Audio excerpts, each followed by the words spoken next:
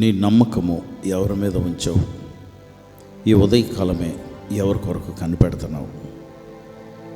Wait minute ప్రోగ్రామ్ను వీక్షించడానికి ఆన్లైన్కి వచ్చినటువంటి మీకు ప్రభు పేరిట శుభములు కలుగునగాక. ప్రియమైన దేవుని బిడ్డలారా, మనము చాలామంది మీద నమ్మకం ఉంచుకుంటాం. భర్త భార్యని, భార్య భర్తని.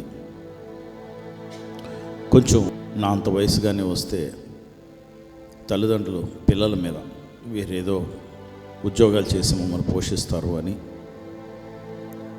ఇస్తామంటారు, ఇచ్చిన వాళ్ళు ఇస్తారని.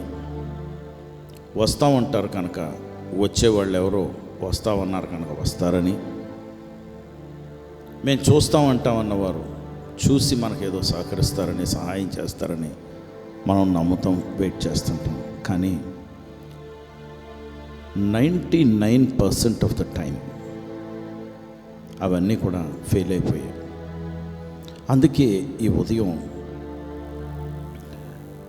నీ నమ్మకత్వం, లేకపోతే నీ నమ్మకము, ట్రస్ట్ అంటారు ఇంగ్లీష్లో, ఎవరి మీద నీ నమ్మకం ఉంచుకున్నావు? కీర్తనాకారుడు దావీదు 143వ కీర్తన 8వ వచనంలో తన అనుభవం బట్టి చెప్తున్నాడు, ప్రభువా, నేను నీ మీద నమ్మిక ఉంచి ఉన్నాను. వేకువనే, ఉదయమునే నీ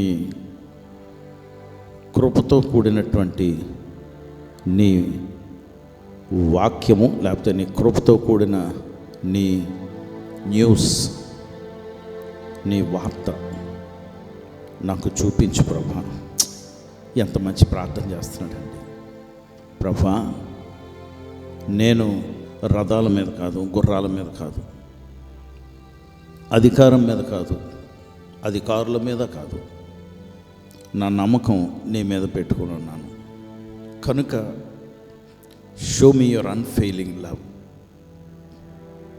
దేవుని బిడ్డలారా, ఈ మాట మీతో పంచుకుంటూ కన్నీళ్ళతో చెప్తున్నాను. ఎన్నో మార్లు మనకు జవాబులు వచ్చినప్పుడు ఎక్సైటెడ్గా ఆ ఉత్తరం వచ్చింది కదా అని ఓపెన్ చేస్తే ఆ ఉత్తరం నీకు ఏ వార్త చెప్పింది? ఒక మారు ఒక సిక్కు మతస్థుడు నాతో కలిసి చదువుకున్నాడు. నన్ను తరచుగా రైల్వే స్టేషన్లో చూసేవాడు. నేను చదువుకున్నటువంటి స్కూల్లో అతను క్యాప్టెన్గా ఉండేవాడు. కనుక అతన్ని నేను కలుసుకున్నప్పుడల్లా, ఏం చేస్తున్నావు శామ్ అంటే, ఇలాగా దేవుని పని చేస్తున్నానంటే నన్ను చూసి అలా ఉండిపోతుండేవాడు. ఒక మారు నేను ఆయన కలుసుకోవటం జరిగింది. ఇంటికి రమ్మన్నాడు. ఇంటికి వెళ్ళిన తర్వాత ఆ బేస్మెంట్లోకి తీసుకువెళ్ళాడు నన్ను.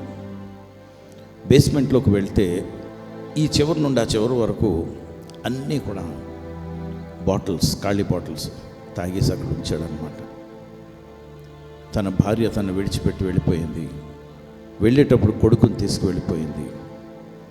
డబ్బులు అతని దగ్గర ఉన్నప్పుడు షాపింగ్లకి దుబాయ్ షాపింగ్కి వెళ్ళేది.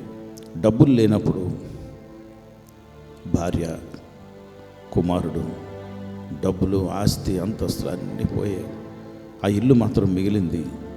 ఆ ఇల్లు జప్తు చేయటానికి ఇంకా బ్యాంకు వాళ్ళు రాలేదు. ఆ రాత్రి కొంతమంది సంఘస్థులు తీసుకువెళ్ళి అక్కడ మేము ప్రార్థన చేసి వచ్చేసాం. చాలా ఆశ్చర్యకరంగా ఆ రాత్రే తన భార్య ఎక్కడో డార్జిలింగ్ అన్నటువంటి ఆ పట్టణంలో ఉంటూ ఫోన్ చేసింది. తనకి చాలా నిరీక్షణ వచ్చింది. ఫోన్ చేసి చెప్పాడు, దేవుడు జవాబు ఇచ్చాడు అనుకున్నాను నేను.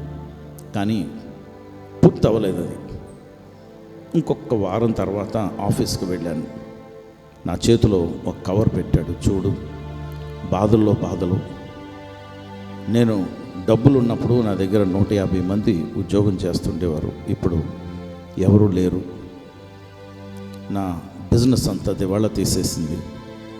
ఇంకోవైపు చూసావా, ఎక్కడి నుండి వచ్చింది చూసావా కవర్ అన్నాడు. కవర్ చూశాను. ఇన్కమ్ ట్యాక్స్ ఆఫీస్ నుండి వచ్చిందని గుటకలు మింగాను. ఎందుకు ఓపెన్ చేయలేదు అన్నాను. భయం వేసింది.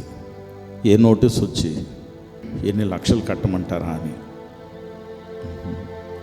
గతంలో నువ్వు వీళ్ళకి బాకీ ఉన్నావా అంటే ఇప్పుడు నోటీసులు కట్టమనే బాకీలు, ఆ బాకీలు కట్టమని నోటీసులు వచ్చేవి అని చెప్పాడు. ఓపెన్ చేయి పర్వాలేదని చెప్పాను. ఓపెన్ చేశాడు. నేను ప్రార్థన చేస్తున్నాను. ఓపెన్ చేయగానే పైకి లేచిపోయాడు. కళ్ళం నీళ్ళు కారిపోతున్నాయి. చేతులు పైకి ఎత్తేశాడు.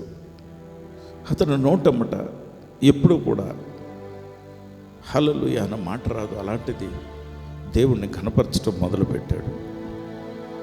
ఏంటి చేతుల్లో వచ్చినటువంటి కాగితం పట్టుకొని గంతులు వేస్తున్నాడు అనుకుంటే, నాకు ఇచ్చాడు చేతికి ఇన్కమ్ ట్యాక్స్ ఆఫీస్ నుండి 1,98,000 రిఫండ్ ఆర్డర్ ఇచ్చారండి. ఇన్కమ్ ట్యాక్స్ వాళ్ళు ఎప్పుడు నోటీసులు పంపించేవారు, తనకు రిఫండ్ ఇచ్చారు. ఇది దేవుడు నాకు మార్గం తెరిచారు. చాలా బాధపడుతున్నాను. ఇది లేకపోతే నేను చచ్చిపోదాం అనుకున్నాను.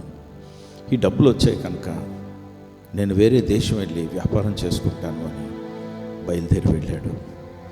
తర్వాత ఏదో వ్యాపారం చేసుకున్నాడు, భారతదేశం వచ్చాడు. ఇప్పటికీ నాతో మాట్లాడితే హల్లెలూయా అంటాడు.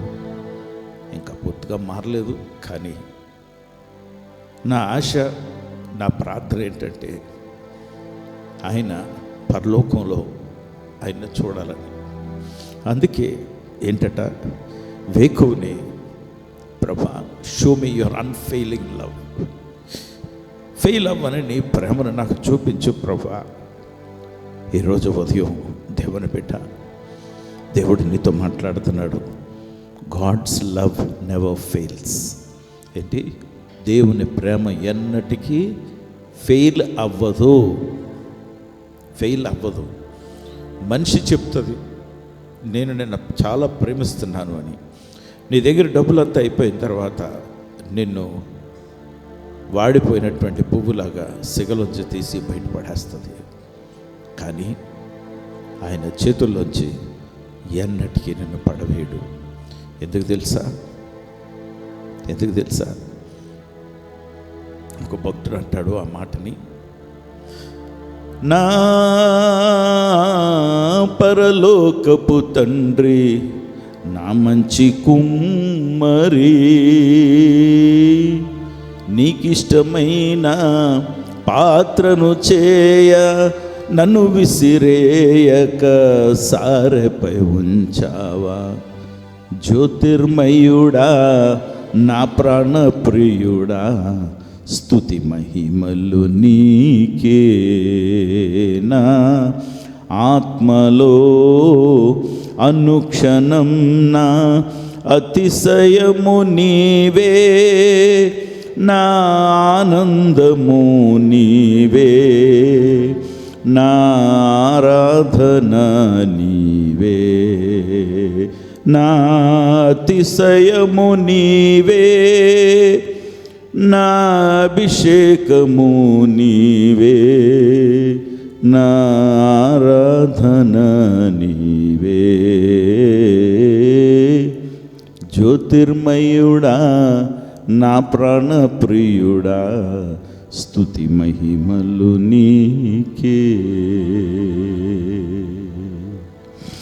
దేవుని బిడ్డలారా, మీరు నమ్ముకుంటున్నటువంటి ఈ ప్రభువు, యేసు ప్రభువారు, మీరు అడిగితే చాలు, show me your unfailing lord this morning. ఈ ఉదయమే అయ్యా, ఎప్పుడూ ఫెయిల్ అవ్వని, ఎప్పుడూ విఫలం అవ్వని నీ ప్రేమను నాకు చూపించు ప్రభా. I trust in you. నేను నీ మీద నమ్మిక ఉంచి ఉన్నాను.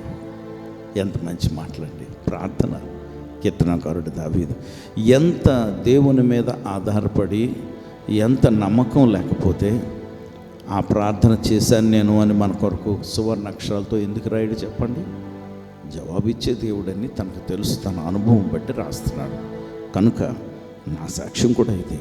దేవుడు తప్పకుండా మిమ్మల్నేనండి కన్నీళ్ళు తుడుచుకుంటున్నారా? దేవుడు జవాబిస్తాడమ్మా. తప్పకుండా దేవుడు జవాబిస్తాడు. ఈ ఉదయం ప్రార్థన చేద్దాం. పరిశుద్ధుడా ప్రభా, మీకు వందనాలు, స్తోత్రాలు. Thank you for your unfailing love. I join with the psalmist David. దావీదు కీర్తనకారుడితో నా ప్రార్థన నేను జోడిస్తున్నాను. యేసయ్యా, ఫెయిల్ అవ్వని నీ ప్రేమను మాకు చూపించమని. అందుకే నీ మీద మేము నమ్మిక ఉంచి ఉన్నాం. ఈ ఉదయమే ఎలాగైతే సూర్యోదయంలో సూర్య కిరణాలు చీకటిలో ఉన్నటువంటి, చీకటి అలుముకున్నటువంటి ఈ భూమి మీదకి నాయన ఆ సూర్యకిరణాలు ఎలాగైతే వ్యాపించాయో, లెట్ యువర్ లవింగ్ న్యూస్, ప్రేమతో కూడిన ప్రభా, ఫెయిల్ అవ్వని మమ్మల్ని సేద తీర్చి తెప్పరిల్లపొచ్చేసి మమ్మల్ని తృప్తిపరిచే మీ వార్త, రాజ్యస్సు వార్తని మాకు వినిపింపచేస్తున్నందుకు వందనాలు. మీరు సమాధిలోనే ఉండిపోలేదు, 3వ దినాన పునరుద్ధానులుగా లేచారు కనుక అదే పునరుద్ధానపు బలమును నీ బిడ్డలకి నాకు అనుగ్రహించి మమ్మల్ని తృప్తిపరచమని, జీవింపచేయమని యేసు నామములో ప్రార్థించి వేడుకొంచున్నాం తండ్రి. ఆమేన్.